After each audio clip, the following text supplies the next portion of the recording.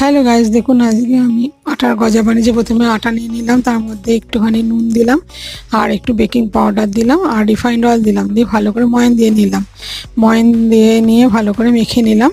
এবার মেখে নিয়ে ডোটা খানিকক্ষণ রেখে দেবো, তারপর বেলে সমস্ত নিচে কেটে দিয়েছি। এবার সব বেলে নেবো, বেলে নিয়ে আমি এটা কর্নফ্লাওয়ার দিয়ে বেলেছি।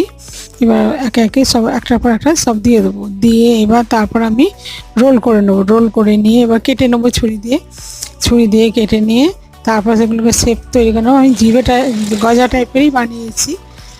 নিয়ে তারপর আমি ওগুলোকে বেলনার সাহায্যে বেলে নেবো। নিয়ে তারপর আমি তেল হয়ে গেছে, এবার তেলেতে ছেড়ে দেবো।